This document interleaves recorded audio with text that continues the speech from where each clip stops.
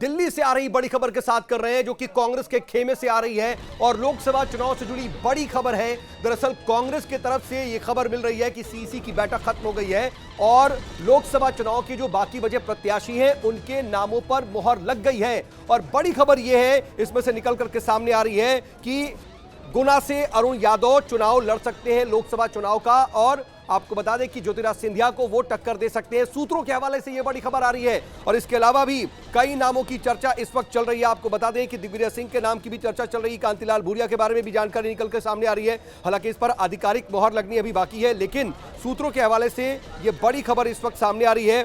Congress CEC की बैठक में फैसला हो गया है। केंद्रीय चुनाव समिति की बैठक चल रही थी, बैठक खत्म हो गई है और ज्योतिराज सिंधिया के सामने अरुण यादव, जो कि पूर्व पीसीसी चीफ रह चुके हैं, उन्हें मैदान में उतारने का फैसला लिया गया। सूत्र ये जानकारी दे रहे हैं। तो वहीं कांतिलाल भूरिया को झाबुआ, जहां से उम्मीद जताई जा रही थी, जहां से पूर्व सांसद रह चुके हैं, वहीं से टिकट मिला। तो इसके अलावा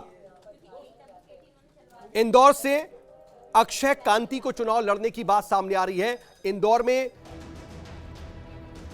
अक्षय कांति को टिकट मिल सकता है। तो वहीं दिग्विजय सिंह के बारे में भी जानकारी है कि दिग्विजय सिंह राजगढ़ से लोकसभा का चुनाव लड़ेंगे। तो सीईसी की बैठक में ये फैसले हुए हैं, ये बताया जा रहा है। अभी इस पर आधिकारिक मोहर लगनी बाकी है, लेकिन फिलहाल ये जानकारी सूत्रों के हवाले से निकल करके सीईसी की बैठक से सामने आ रही है। तो इस वक्त ये बड़ी खबर आपको बता रहे हैं। सीईसी की बैठक चल रही थी, लगातार मध्य प्रदेश और छत्तीसगढ़ के नामों पर मंथन हो रहा था। आपको बता दें कि बीजेपी इसको लेकर के लगातार कांग्रेस पर हमलावर भी है और यह कह रही है कि कांग्रेस को दरअसल लोकसभा में उम्मीदवार तक नहीं मिल रहे हैं। और इन सब के बीच देखिए अब सीसी की बैठक से यह जानकारी मिल रही है। अभी सूत्रों के हवाले से यह खबर है जो न्यूज स्टेट आपको बता रहा है और तकरीबन यह मान के चलिए कि इन्हीं पर अंतिम मुहर लगने वाली है।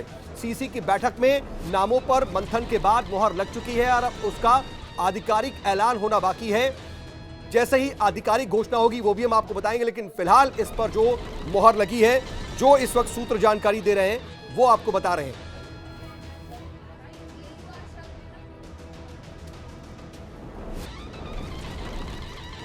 और देखिए इस वक्त हमारे साथ दो सहयोगी सीधा लाइव जुड़ रहे हैं इस खबर पर। भोपाल से अतुल शर्मा मेरे साथ मौजूद हैं, तो वहीं ग्वालियर से हमारे साथ मेरे सहयोगी जुड़ रहे हैं। ग्वालियर का भी रुख करेंगे, लेकिन पहले जरा अतुल आपका रुख कर रहे हैं। देखिए सीसी की बैठक में जो खबर सामने आ रही है उसके मुताबिक मुकाबला दिलचस्प होता दिखाई दे रहा है। पूर्व पीसीसी चीफ अरुण यादव ज्योतिराज सिंधिया को टक्कर देंगे। तो वहीं इंदौर से भी नाम फाइनल हो रहा है, दिग्विजय भी चुनावी मैदान में उतरेंगे राजगढ़ से।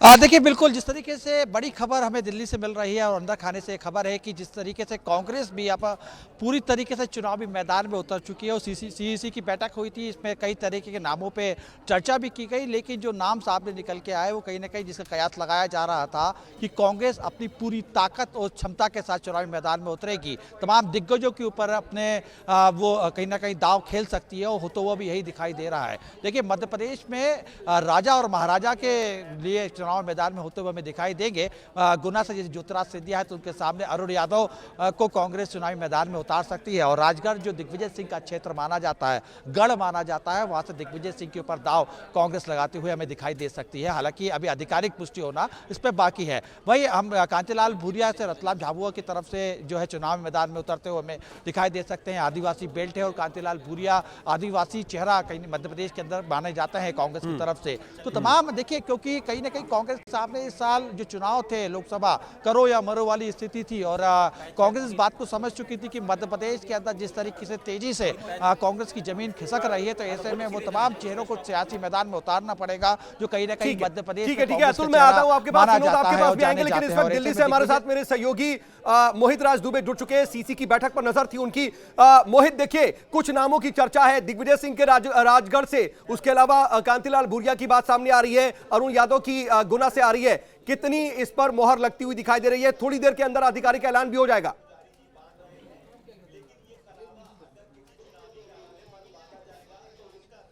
देखिए, आधिकारिक ऐलान आज होगा या कल होगा, ये तो सीसी की बैठक के बाद केसी वेणुगोपाल और पार्टी कमान को फैसला करना है। लेकिन इस वक्त की सबसे बड़ी खबर मैं आपको दे दूं कि दिल्ली में कांग्रेस हेडक्वार्टर के भीतर केंद्रीय चुनाव समिति की बैठक मध्य प्रदेश को लेकर हुई। करीब 12 से 15 सीटों को फाइनल कर दिया गया और मेरे साथ मध्य प्रदेश कांग्रेस के दिग्गज नेता और नेता प्रतिपक्ष उमंग सिंगार मौजूद हैं। उमंग जी, पहला सवाल की केंद्रीय चुनाव समिति की बैठक लोकसभा चुनाव को लेकर दिल्ली में आयोजित हुई, कितनी सीटों पर आज आपने मोहर लगा दी?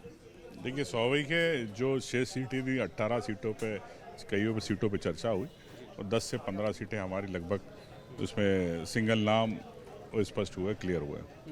लेकिन जो बड़े नेताओं का नाम चल रहा है, दिग्विजय सिंह राजगढ़ से लड़ेंगे, ज्योतिरादित्य सिंधिया के खिलाफ जो है अरुण यादव ताल ठोकते हुए नजर आएंगे, इसमें कितनी सच है? देखिए, इसमें मेरे ख्याल से कोई आश्चर्य की बात नहीं है कि अगर पार्टी के बड़े नेता अगर प्रदेश को, कांग्रेस को संभालने के लिए चुनाव लड़ना चाहते हैं और उनने भावना व्यक्त करी हाईकमान के सामने, तो स्वाभाविक है हम सबको चुनाव लड़ना चाहिए। लेकिन हमने देखा, हम उधार भी गए थे, हमने वहाँ पे भी आपकी कॉन्स्टिट्यूंसी को कवर किया था।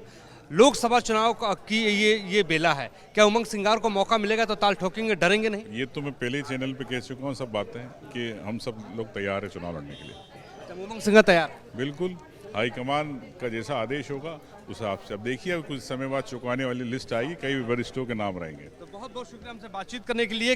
लेकिन एक और सवाल बड़ा लाजमी है, बीजेपी ने अपनी सूची बाहर कर दी है, जारी कर दी है। अब बीजेपी के सामने आपकी रणनीति क्या होगी लोकसभा चुनाव को लेकर? भारतीय जनता पार्टी ने अपने उम्मीदवारों की सूची करी और इलेक्शन कमीशन ने इनकी भारतीय जनता पार्टी के भ्रष्टाचार की सूची जारी कर दी। तो भ्रष्टाचार मुद्दा है, इनका घोषणा पत्र भाजपा का, जो इनको ये कुरान और रामायण सब तरह से मानते हैं, तो मैं ये कहना चाहता हूँ भारतीय जनता पार्टी अपने घोषणा पत्र पर विचार करे। क्या 3000 लाडली बहना को मिला? क्या आपने 3127 रुपये धान और गेहूं के लिए आपने दिया? किसान परेशान है मध्य प्रदेश के, उन किसानों के लिए क्या, किस मुंह से भारतीय जनता पार्टी वोट मांगने जाएगी? बताएं, क्या इन्होंने घोषणा पत्र के हिसाब से पिछले 3 महीने में क्या किया? सिर्फ 100 दिन के अंदर सिर्फ तबादला उद्योग चला है, ये पूरा मध्य प्रदेश जानता है। मध्य प्रदेश जानता है। उमंग सिंगार मेरे साथ बातचीत करते। देखिए, उमंग सिंगार ने सीधे तौर पे ताल ठोकते हुए ये जो है बात कही है। उन्होंने कहा है कि उनको मौका मिलेगा तो वो भी चुनाव लड़ते हुए नजर आएंगे। लेकिन एक खबर आपको मैं सीधे तौर पे बता दूं कि कई ऐसे बड़े नेता हैं जो चुनाव लड़ते हुए, चुनाव से लड़ने से बचते हुए नजर आए। उन्होंने चिट्ठी लिख के कह दिया कि वो चुनाव नहीं लड़ना चाहते। लेकिन उमंग सिंगार ने ये कहा कि अगर मौका मिलेगा तो वो ताल ठोकेंगे। इसके अलावा जो बड़ी खबर आपको बता दें कि राजगढ़ से दिग्विजय सिंह, जो पूर्व मुख्यमंत्री है मध्य प्रदेश के, वो चुनाव लड़ेंगे। ज्योतिरादित्य सिंधिया के खिलाफ जो है अरुण। ठीक है, तो अहम जानकारी आप मोहित दे रहे हैं। और देखिए, यहां पर यह कहा जा रहा था बीजेपी की तरफ से कि प्रत्याशी नहीं मिल रहे हैं उनको, कोई उम्मीदवार नहीं मिल रहा है। लेकिन उमंग सिंघार इस तरीके से कहीं ना कहीं प्रोजेक्शन करने की कोशिश कर रहे हैं कि वो खुद भी उतरने को तैयार है। बहरहाल मेरे साथ अतुल और विनोद मौजूद है। विनोद, जरा देखिए, लड़ाई को दिलचस्प बनाने की कोशिश हो रही है। गुना से अरुण यादव को मैदान में उतारने की कोशिश हो रही है। राजगढ़ से जो दिग्विजय सिंह रहेंगे, ये एक लड़ाई को ये दिलचस्प बनाने के साथ साथ ये बताने की भी कोशिश कि बीजेपी को आसानी से वॉकओवर नहीं दिया जाएगा।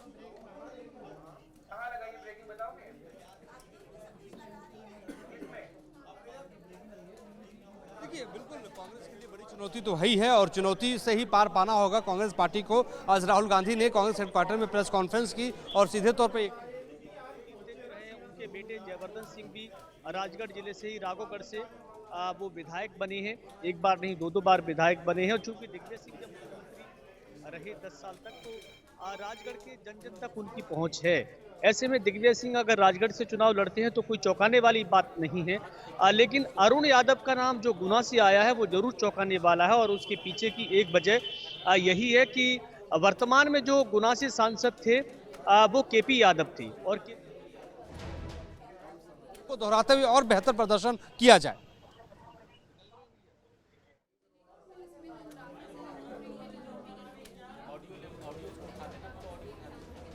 तो देखिए, मोहित राज दुबे भी तमाम जानकारी दे रहे हैं और सूत्रों के हवाले से यह बड़ी खबर है। और अब आधिकारिक ऐलान की उम्मीद की जा रही है, आधिकारिक ऐलान का ही इंतजार है। लेकिन बड़े नेताओं को टिकट मिल रहा है, बड़े चेहरों को उतारने की कोशिश हो रही है। और मध्य प्रदेश में जो लोकसभा का रण है उसे काफी दिलचस्प बनाने की कोशिश, एक तरीके से मैदान में अरुण यादव को उतारने की प्लानिंग है, मैदान में दिग्विजय सिंह को उतारने की प्लानिंग है। और इन सब के साथ साथ उमंग सिंघार भी ये कह रहे हैं कि मैं भी चुनाव लड़ने के लिए तैयार हूं।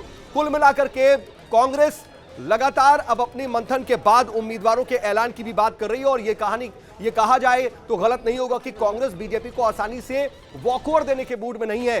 बीजेपी का पलड़ा भले ही भारी नजर आ रहा है, लेकिन बीजेपी के सामने एक मजबूत कैंडिडेट उतारने की कोशिश हो रही है। बता दें कि कांग्रेस की जो सीईसी की बैठक हुई उसमें मध्य प्रदेश की तकरीबन 18 सीटों में से 12 से 15 सीटों पर बात फाइनल हो गई है। अभी 18 सीटों पर उम्मीदवार घोषित करने बाकी हैं, क्योंकि 10 सीटों पर उम्मीदवार घोषित हो चुके हैं। और वहीं इंडिया गठबंधन के तहत खजुराहो की जो सीट है वो समाजवादी पार्टी को दी गई है। तो 18 सीटें ऐसी बस्ती हैं जहां पर उम्मीदवार घोषित करने बाकी हैं और माना जा रहा है कि 12 से 15 उम्मीदवारों पर फाइनल मोहर लग गई है। और अतुल हमारे साथ मौजूद है। अतुल, देखिए, सीधे तौर पर बड़े चेहरों को मैदान में उतार करके एक बड़ा मैसेज देने की कोशिश हो रही है कि लड़ाई इतनी आसान नहीं है और कांग्रेस के पास उम्मीदवारों की कमी भी नहीं है। ये शायद ये भी दिखाने बताने की कोशिश।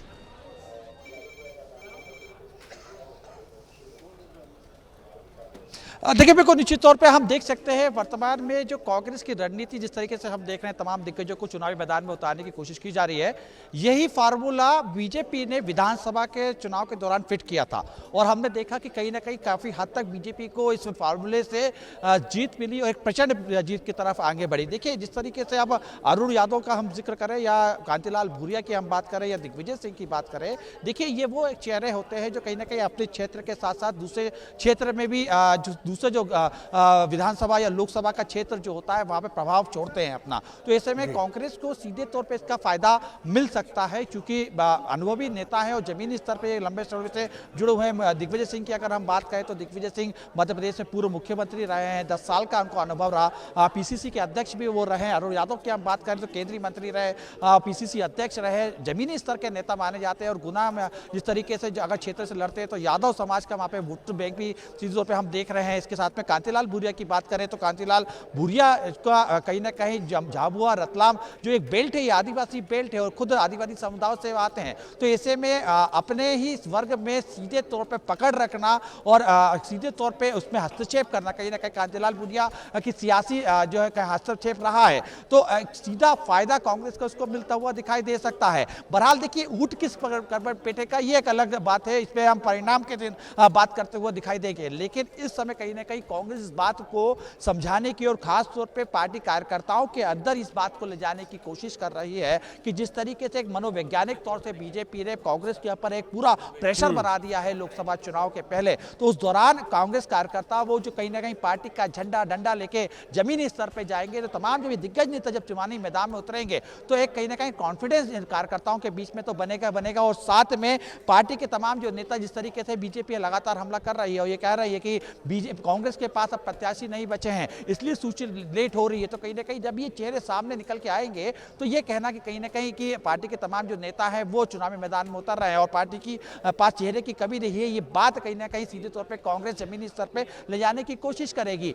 देखिए, लेकिन इस समय मध्य प्रदेश का सियासी समीकरण हम अगर समझ, देखिए चुनौती कम नहीं है इस समय कांग्रेस के पास, और चुनौती उस दौर में जब हमने 2019 पे देखा था, 2019 में मोदी लहर थी और 2024 का हम चुनाव देख रहे हैं तो मोदी लहर के साथ साथ अब मंदिर लहर भी है। और मंदिर लहर के बीच में जब बीजेपी चुनावी मैदान में उतरी है तो ऐसे में कांग्रेस के सामने चुनाव को समझाना, चुनावी मैदान में जनता के बीच में अपना एक विश्वास जताना और विश्वास जताने के साथ साथ इस बात को समझाना कि आखिर उनकी विचारधारा क्या है, ये कहीं ना कहीं कांग्रेस के लिए इस समय चुनौती होगी। क्योंकि देखिए, मध्य प्रदेश का वोटर इस समय देख रहा है, लगातार रोज खबरें कहीं ना कहीं अखबार की और टीवी की हेडलाइन बन रही है कि कांग्रेस के यहाँ से भगदड़ की स्थिति बनी हुई है। तो ऐसे में इस स्थिति में इस समीकरण के बीच में कांग्रेस को जनता के बीच में जब जाना होगा तो ये समझाना होगा कि कांग्रेस एक मजबूत पार्टी है और उसको किस तरीके से समझाया जाएगा, ये कहीं ना कहीं कांग्रेस के सामने एक बड़ा रणनीति के तहत काम करना होगा, एक बड़ा एक प्रश्न चिन्ह भी बना हुआ है। बहरहाल देखिए कहीं ना कहीं हम देखें दोनों ही मुद्दे अपने अपने स्तर पर काम कर रहे हैं मध्य प्रदेश के अंदर। बीजेपी जिस तरीके से बात करें तो बीजेपी कहीं ना कहीं एक स्वर्णिम मध्य प्रदेश के साथ विकसित देश की बात कर रही है, तमाम अलग अलग मुद्दों के ऊपर चर्चा कर रही है। 370 बस्तर की बात कर रही है, राम मंदिर की बात कर रही है, तमाम उन मुद्दों का जिक्र कर रही है जो कहीं ना कहीं सीधे तौर से अंतिम छोर के व्यक्ति को कनेक्ट करता है। इसमें कई ऐसी योजनाएं जो सीधा लाभ अंजन नीतीश योजना की बात कर रही है। भाई कांग्रेस की दूसरी तरफ अगर हम बात करें तो देखिए कांग्रेस में वर्तमान अगर हम दौड़ देखें और पिछले एक महीने की इस समय कांग्रेस की स्थिति देखें। अतुल मैं आता हूं आपके पास। इस बीच नेहा बग्गा हमारे साथ कांग्रेस प्रवक्ता हैं, वो जुड़ चुकी हैं फोन लाइन के जरिए। नेहा जी देखिए, अभी तक आधिकारिक मोहर तो नहीं लगी, लेकिन सूत्र हमें जानकारी दे रहे हैं कि दिग्विजय सिंह राजगढ़ से आ रहे हैं, अरुण यादव ज्योतिरादित्य सिंधिया को टक्कर देंगे। बीजेपी ये कह रही है कि आपके पास कैंडिडेट नहीं है, लेकिन अब आप बड़े चेहरों को मैदान में उतारने की कोशिश कर रहे हैं। नहीं देखिए, कोई भी कहीं से भी चुनाव लड़ सकता है और ये कांग्रेस पार्टी का प्रेरोगेटिव है कि वो अपने कौन से प्रत्याशी को कहां से उतारना चाहती है। पर बहुत महत्वपूर्ण बात है कि कांग्रेस के आज दिग्गज घबराए हुए हैं और वे जानते हैं कि जनता भारतीय जनता पार्टी के कार्यों के साथ में है। जनता उस दृढ़ संकल्पित नेतृत्व के साथ में है जिससे मोदी जी ने सरकार चलाई है पिछले 10 वर्षों में, और जनता कांग्रेस की ठगी में अब फंसने नहीं वाली। इसीलिए कई बार दिग्विजय सिंह जी से ही पूछा गया था, आप पत्रकार बंधुओं ने ही पूछा कि आप चुनाव लड़ेंगे क्या, उन्होंने साफ तौर पे मना कर दिया है। तो ये स्पष्ट दिखा रहा है कि कांग्रेस के पास में आज के समय में प्रत्याशी नहीं बचे हैं और जितने दिग्गज हैं वो भी किसी न किसी बहाने से अपना पिंड छुड़ाने में लगे हुए हैं।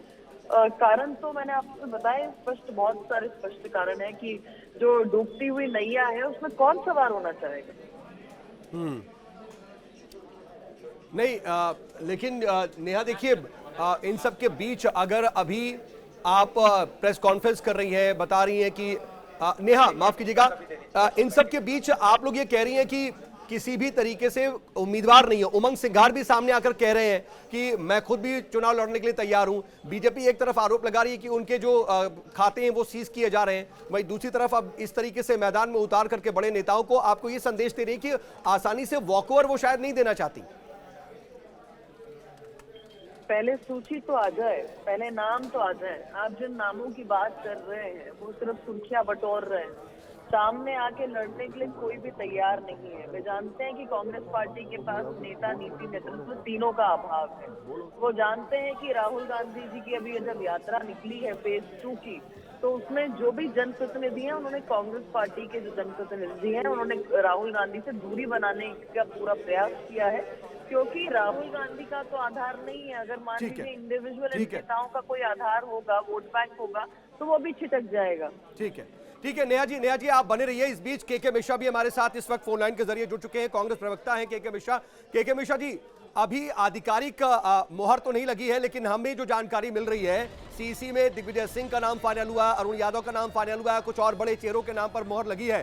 किस तरीके से इस मैदान, इस जो पूरे रण को बनाने की कोशिश हो रही है, कैसी लड़ाई बनाना चाहते हैं, क्योंकि दिख रहा है कि आप आसानी से वॉकओवर शायद नहीं देना चाहते। देखिएगा, मैं अभी फिलहाल जिस वक्त आपसे बात कर रहा हूं एक जवाबदार पद पर बैठा हुआ हूं। जब तक अधिकृत घोषणा नहीं होगी मैं उसकी पुष्टि नहीं कर सकता हूं, मगर मैं इतना जरूर कहना चाहूंगा कि भारतीय जनता पार्टी इस चुनाव को मध्य प्रदेश में जो हलवा समझ कर बैठी है वो बहुत गलत फहमी में है।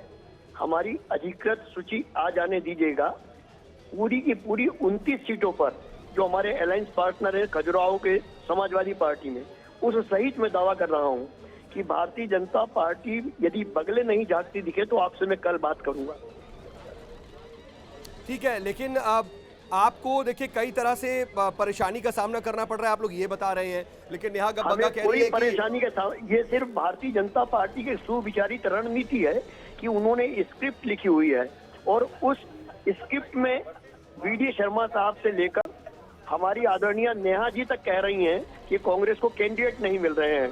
यदि ये सभी नेता एआईसीसी के दफ्तर के बाहर जाकर यदि देख लेंगे तो इन्हें मालूम पड़ जाएगा कि कांग्रेस में टिकट लेने वालों की कैसी क्यू लगी हुई है। भारतीय जनता पार्टी की सुविचारित प्रोपेगेंडा के तहत हमें कमजोर बताने की कोशिश कर रही है ताकि हमारे कार्यकर्ताओं का मनोबल कम हो और उसमें वो नाकाम साबित होगी। नहीं, लेकिन क्या आप लोग जो चुनाव लड़ने में कुछ और परेशानियों का जिक्र खुद आप कर रहे थे, आज प्रेस कॉन्फ्रेंस करके आपका केंद्रीय नेतृत्व बता रहा है कि जो का अकाउंट फ्रीज है, तमाम चीजें हैं, उन सब के बीच आप लोग मंथन कर रहे हैं, तो क्या जो ये लड़ाई है, जो ये प्रत्याशी हैं, उनको भी कहीं ना कहीं इसका खामियाजा नहीं भुगतना पड़ेगा, उनको भी एक मनोबल नहीं डाउन होगा? आप मुझे एक बात स्पष्ट कीजिएगा कि जो भारतीय जनता पार्टी प्रधानमंत्री से लेकर उनका छोटा कार्यकर्ता 400 सीटों की उम्मीद जता रहा है, भले वो ईवीएम या किसी भी माध्यम से वो उम्मीद का इजहार कर रहा है, यदि वो 400 सीटें जीत रहे हैं तो उन्हें हमारे खाते सीज करने की जरूरत क्यों पड़ रही है?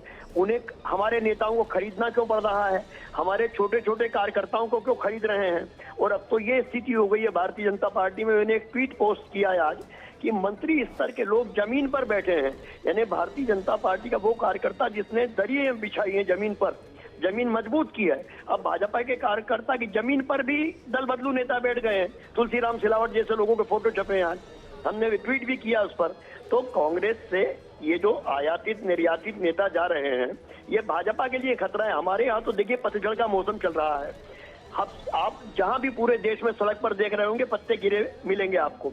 ये पत्ते गिरे हुए हमारे लिए शुभ संकेत हैं कि आने वाली नई कोपल, नई पीढ़ी अब मध्य प्रदेश का नेतृत्व करेगी। हमारे यहाँ नेताओं का अंबार है और कांग्रेस के वो नेता हमारे चेहरे हैं जो भारतीय जनता पार्टी की गीदड़ भपकी को कुचल देंगे अपने पैरों से। ओके, ठीक है। के मिश्रा जी, आप प्लीज बने रहिएगा क्योंकि नेहा बग्गा हमारे साथ जुड़ी हुई है, कांग्रेस प्रवक्ता, बीजेपी प्रवक्ता। वो आपकी बातों पर जवाब मैं उनसे ले लेता हूं। नेहा जी देखिए, तमाम तरह की बातें कह रही हैं आप लोग, तमाम तरह के आरोप भी लगाए जा रहे हैं, लेकिन के मिश्रा कह रहे हैं कि एक पूरा प्रोपेगेंडा है, एक पूरी की पूरी तरीके से आप लोग माहौल बनाने की कोशिश कर रहे हैं, जमीन पर उसका कोई वास्ता नहीं। देखिए, कांग्रेस पार्टी के 15 पूर्व मुख्यमंत्री कांग्रेस पार्टी छोड़ चुके हैं। कांग्रेस पार्टी के सैकड़ों आप सभी राज्यों के कार्यकर्ताओं को, पदाधिकारी को देखिए, वो कांग्रेस पार्टी छोड़ चुके हैं। कांग्रेस पार्टी के सैकड़ों जो राष्ट्रीय टीम के लोग हैं वो कांग्रेस पार्टी छोड़ चुके हैं। इसके लिए भारतीय जनता पार्टी जिम्मेदार है क्या? ये कांग्रेस पार्टी को अवलोकन करने की आवश्यकता है। और राहुल गांधी जी जब अध्यक्ष बन के हटे थे तो एक मध्य प्रदेश का ही युवा है, उसने Guinness world book of record को लिखा। गूगल करके आप भी देखिएगा कि ऐसा कौन सा विश्व की राजनीति में राष्ट्रीय अध्यक्ष रहा जिसके आने के बाद सर्वाधिक पार्टी को लॉस हुआ, लोग छोड़ के गए। तो राहुल गांधी जी का नाम उसमें आगे आया। क्या उसके लिए भारतीय जनता पार्टी जिम्मेदार है?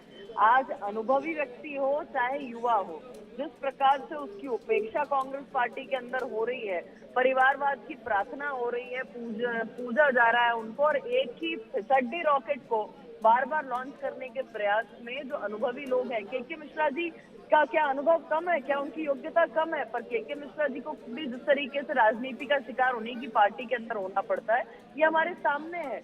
और एक बात बहुत स्पष्ट है कि भारतीय जनता पार्टी किसी को लेने नहीं जा रही, परंतु कांग्रेस पार्टी के जो योग्य लोग हैं वो भारतीय जनता पार्टी के साथ आ रहे हैं, क्योंकि वे जानते हैं कि अगर देश का निर्माण कोई तेजी से कर रहा है, अगर देश को सर्वप्रथम रखने की भावना से कोई कार्य कर रहा है, अगर कोई निर्णय ले रहा है तो वो नरेंद्र मोदी जी है। नहीं, लेकिन नेहा जी, के मिश्रा जी कह रहे हैं कि ये तो पतझड़ है, जहां जहां जाइए वहां वहां पत्ते गिरे हुए हैं, और अगर पत्ते गिर रहे हैं, सब कुछ झड़ रहा है, तो नई कपोले भी आएंगी और हरियाली आएगी, वो ये कह रहे हैं। देखिए, के मिश्रा जी उनकी पार्टी में आए हुए बवंडर को नहीं देख पा रहे हैं कि एक व्यक्ति जिसको लॉन्च करने के चक्कर में पड़े हैं वो बवंडर है, सबको नष्ट कर रहा है, कुछ नहीं बच रहा उसके छत्र छाया में, ना युवा बच पा रहा है ना बुजुर्ग टिक पा रहा है। और अगर यही रवैया रहा, उस मेहरबान कदरदान को ही स्थापित करने में बार बार ये लगे रहे, तो कोई भी नहीं बचेगा, ढूंढने से नहीं मिलेगा। आज भी जाग जाए तो अच्छा है, ये परिवार की परिक्रमा करना बंद करें, आईना दिखाने का काम करें, क्योंकि जो धूल ये शीशे से पहुंच रहे हैं वो आईने में नहीं बल्कि अपने चेहरे पर है। थोड़ा सा इन्हें गौर फरमाने की आवश्यकता है। चलिए, अब देखना होगा। खैर, लड़ाई तो दिलचस्प है और कांग्रेस भी इसको लेकर के पूरी तरीके से एक्शन मोड में अब दिखाई दे रही है। थोड़ा लेट हो गया है, लेकिन अब अपने उम्मीदवारों पर अंतिम मोहर लगा रही है। देखना होगा कि आगे आने वाले वक्त में कैसी लड़ाई होती, कैसे नतीजे होते हैं। के मिश्रा जी हमारे साथ जुड़े, आपका बहुत शुक्रिया। नेहा जी, आपने हमें समय दिया, इसके लिए आपका भी बहुत बहुत शुक्रिया। कुल मिलाकर के अब देखिए, लोकसभा चुनाव को लेकर के कांग्रेस के भी उम्मीदवारों की लिस्ट तकरीबन फाइनल है। अब इस पर आधिकारिक मोहर लगने वाली है, उसी का इंतजार हो रहा है। और अतुल और विनोद भी मेरे साथ लगातार हमारे सहयोगी जुड़े हुए थे। अतुल और विनोद, आपका भी बहुत बहुत शुक्रिया।